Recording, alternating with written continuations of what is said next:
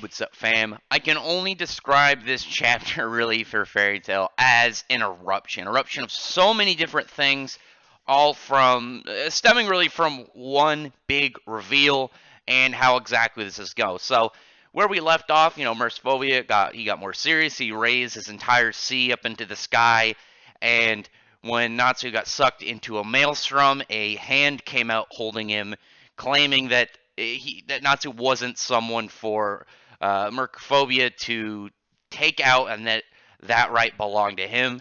And there was a lot of speculations within the community. I looked at a lot of theories, and a lot of people believed it to be Igneel. There was the possibility of that because, I mean, it would be a little difficult. You could do a stretch from it since he resided in Natsu for so long, and Wendy was there. You can maybe somehow work up Milky Way. But the thing that really kind of went against that was, one, Wendy seemed very shocked. She's obviously reacting. It wasn't her doing. And if you looked at the dragon's hands, the black pattern on Igneel's are these diamond shapes, while the ones on this dragon's hands were a flame-like shape. It's like burning ember look. And once we actually get back to the chapter, you see just them kind of all like seeing what's going on, trying to, just compute what is happening. And out from that vortex becomes this large, well, I mean, he's still large in reality, but small, I guess, to a dragon, fire dragon. And, I mean, he looks a little bit smaller than Igneel, but he's definitely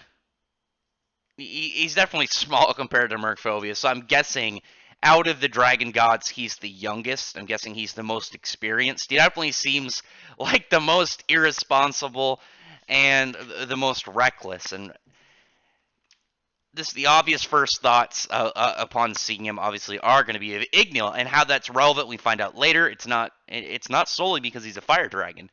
And first off, I want to talk about his design. I actually really like the design given with the, it looks like the fire dragon that Igneel was with, like, all these cool spikes. I actually really like the spikes. The hair, I'm indifferent about the fact that he has hair. It's not new. We've seen dragons with, with, like, a mane before. The only thing about him that I kind of see a little bit out of place is that head horn. I don't know, it just doesn't look like it matches. It looks like it was put there and then it looks cool.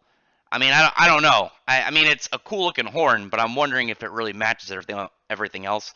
And he has like these cool spikes on the side of his mouth and like these blue eyes white dragon-esque. I don't even know what I would call those pieces of on the sides of his mouth. Like, if you ever looked at a blue eyes white dragon, you'd know what I mean. But the thing actually I really like about his design is the fact that his tail is always on fire on the tip, like a Charizard. I just thought that was a really cool feature because you wanna keep a special element aspect about him, and just the fact that you have Mercifovia, who, while doing any dragon stuff, is always gonna have water like swirling around him just naturally. And it doesn't look like it's an active ability; it just looks like it's part of him. And you get that with this guy.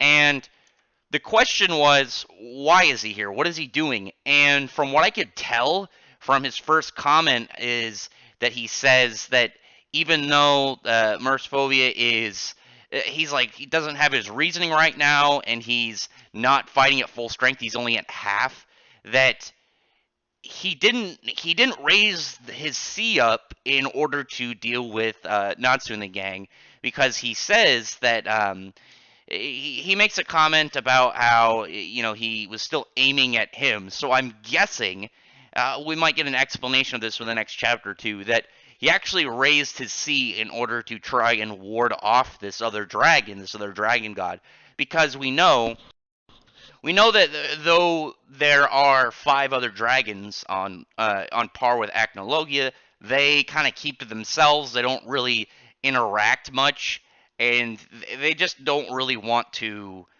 cause any unnecessary issues, because them battling, these 2 titans, just battling it out would cause a cataclysm, and if any more were to come to the fray, it would just lead to the end of the world. And it definitely looks like out of them, this guy is the one that doesn't really care. Like I said, I'm guessing he is kind of problematic.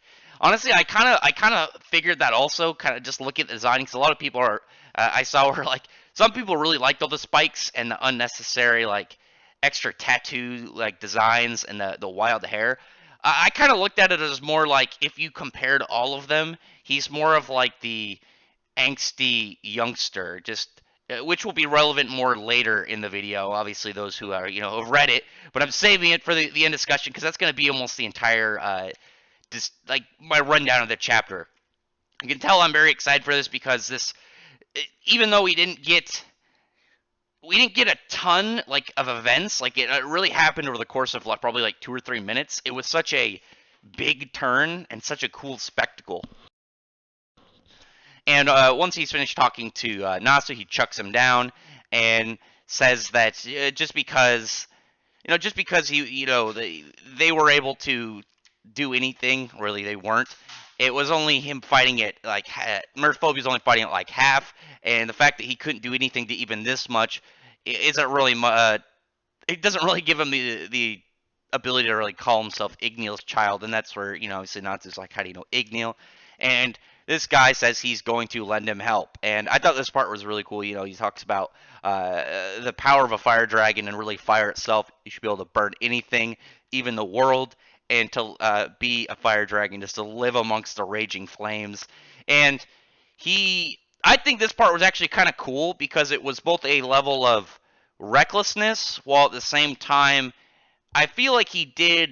I feel like he did a little bit of a favor towards Mercifovia because he kind of created these a couple spots of fire within Elmina, and Mercifovia just went to go use his C to put it out, and in his eyes, or in the eyes of the people of Elmina, it looks more like this dragon is actually the threat, and Mercifovia was actually trying to protect them, which is good. I actually kind of like if that's the case of what he's doing partially, trying to do a nice thing because he doesn't seem evil, but he doesn't seem good. He seems kind of like a guy who does what he wants, and in this case, he wanted to do something good because at the same time, he's trying to do something, I guess, slightly bad. It's just really interesting, given that aspect of him. But even even that entire sea didn't put out his fire, like evaporated all, and there's still like these raging blazes going around.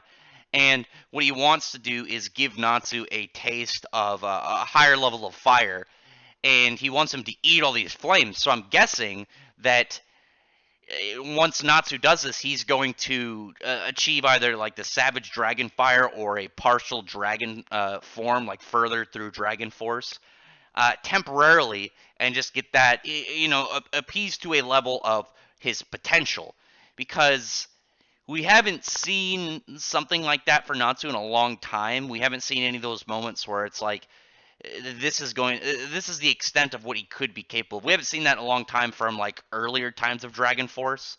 The closest really we had was his Etheria stuff, which we don't know the current situation on. I might do a video on that because I have a theory going over that, but not relevant really to right here.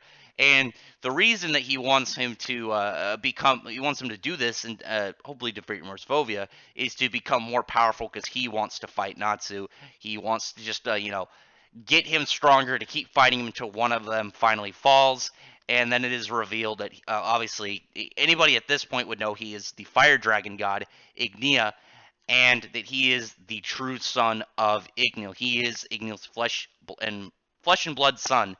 And what I really want to go over that for a couple minutes is what this could mean really for Natsu. Like what this could lead forward to is there's a whole lot of stuff that we could have seen from Natsu that we saw from some of the other characters. Obviously, we had Lucy, who had conflict with her father, and how that kind of turned out, and it was a good moment for her of showing she's independent and that she doesn't need like money and wealth to really progress, and she can make it out on her own.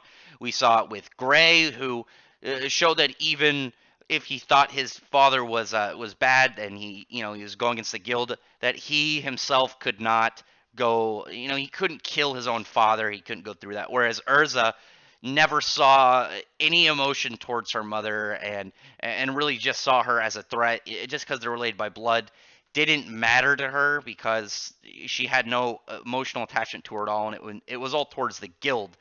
And we didn't get really a whole lot between Natsu and Zareth, and it was kind of this really hard area to get to, given what Zareth has done and the fact that Natsu's just not going to be able to bond with him over such a short period of time. And he, though he has a very strong love of the guild like Urza, he doesn't think the same way as she does. Like, I think she has a much more stoic sense of justice and forgiveness, and like when she sees somebody truly as an enemy, whereas Natsu really sees someone as they're a threat to the guild, or they're a problem, or who he thinks is worth redeeming, who he believes is trying to better themselves, like what we saw later with Jalal. And we didn't get a lot of a chance with that with Zareth, and I think with Zareth it was a little bit too far along for him to really have much of a forgiving nature towards him, unless it was a very long drawn out thing. And here we have what could be that with Ignia, because he has this character now that sees him as a brother, and really in this, well, not necessarily, probably in like a brotherly way. Clearly he doesn't care about him on the level of kinship, but more of status and where they really tie to. Obviously, you have Ignio's flesh and blood son versus Ignio's adopted son, and what potential like deep-seated emotions that could have, where we could see the character of Ignia go. Just on, there's so many things that he could have. Like he could have deep hatred towards Igneo and not Natsu. Blame a lot on him, or blame it all on Natsu because he grew up without a father. Because Igneo believed in the Dragon Slayer plan rather than trying to strengthen the dragons themselves. Because clearly Igneo was able to get up to that level over that course of time, but he might have used that motivation in order to become as powerful as him. And maybe because of that, he doesn't really blame Igneo anymore. But now he doesn't have anyone to fight, but he believes Natsu could be a challenge to him, knowing that he led to the defeat of Acnologi. He was trained by Igneo. He is also a fire dragon, and just so many pathways that it could go down to of the relationship that could go for them. They could have, like, just the fact that he has this "I want you to be stronger so I could fight you" mentality, which is a really obvious example, a really good example of of where I've seen this before. I think a lot of where people have seen a similar mindset was Ichigo and Grimmjow, and how Grimmjow was in the end more interested in fighting Ichigo, and proving just who was stronger between them on a more pride level, on just a level of who they are, rather than do what the Espada were set for. And that made him one of the more interesting characters, I think, in the entire series. Like, there's a lot of really good parts with him, going back on Bleach, and we could get that with Ignia here. But what exactly we'll see how that goes down, because in those different gaps, you're gonna have the similarities of them wanting to fight this character, wanting them to get stronger so they can get a better battle, as well as might have more of a emotional tone to it.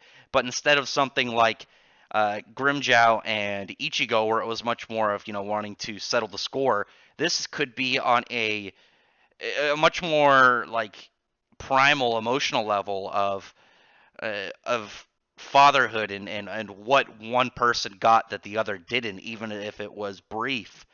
And when you think about the large scale of it, Igneel was dead in the end, because not necessarily Natsu, but in a relation to events involving Natsu, and Ignia could have a lot of grievances and want for vengeance towards that. Like I said, this could go so many different areas, and it's not just that he's this badass, really powerful character who has a pretty metal looking dragon form, but has a really badass looking humanoid form. Like legitimately, this design right here is one of the best in the series. It just looks so cool the way his tattoos are, his hair. I really like those burnt tips. The fact that he's got small streams of fire coming off him. His tattoos, like that necklace, is really cool. I swear that necklace is a reference to something from Rave Master. I have to look back. I love the tribal wear. Like everything about him is just really cool looking, and his personality, the way he talks, the way he is, and if he ends up also being like, from my guess out of the five dragon gods, being the punk, and I guess a relation, if you've ever read Toriko, kind of like what the Monkey King was, where he was the problem child and he caused most of the issues between them. It just holds so much of an interesting value. And like I said, this video is already at 16 minutes, and almost half of it is just talking about what can go further from this. I mean, like, and it's so weird when you think about the stuff happening at the Fairy Tale Guild and how that could relate to Natsu and just really everybody there, but they're so preoccupied with what's going on over here, and it's not just they're off doing stuff. It's there's also more character related things like this. Like this, you have Ignil's true son and Ignil's adopted son now face to face, and his true son wants to make his stepson more powerful so they could fight to the death. I mean, that's just, and it's not, it doesn't even look like a, even from his expression, and it doesn't seem entirely like a hate thing. It's more like a thrill in proving yourself thing. But like I said, we'll figure that out along the way. Like, this is probably the most interesting chapter I think we've had in the entire series, and I think it opens up a lot more character moments for Natsu, because I need to do a video on it, because I've seen a lot of people try and talk about how Natsu has a very bland character and doesn't have any character development, which is 100% false. I mean, even in the recent chapters, he was having a lot of moral issues with killing Merphobia, and he was fine doing it when he thought he was just a bad guy, but after seeing him, like, him seeing the error of his ways reformed, wanting to better himself, like, the idea of killing him after that, like, really hurt him, because he knew he understood how that guy was thinking and how he wants to be better and how he resented his past.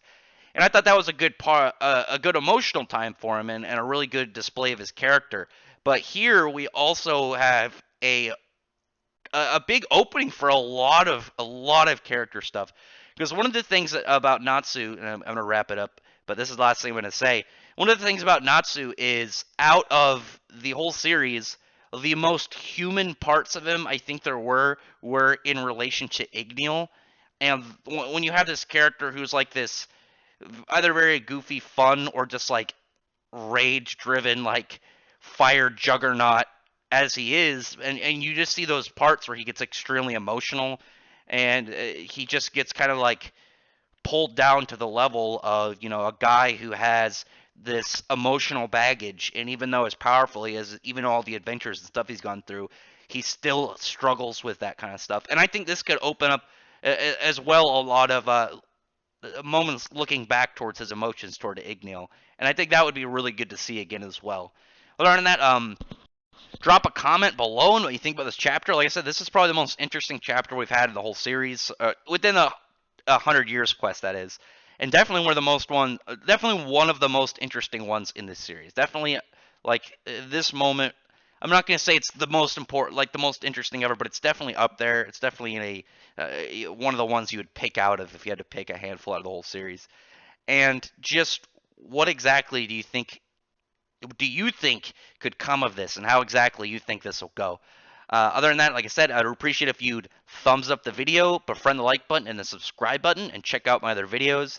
Obviously, I'm a very big Fairy Tail fan. Like my most enjoyed series I like talking about here are Fairy Tail Eden Zero and Black Clover, but obviously Fairy Tail's my number one. And I do want to start doing more discussion videos on this series. So like I said in here, I mentioned a few that I'm going to try and do soon. So look forward to those. Other than that, I really appreciate it, like I said, if you would subscribe and check out the videos. And until next time, I appreciate everyone who's already subscribed, and I thank you all for commenting and listening. Bye.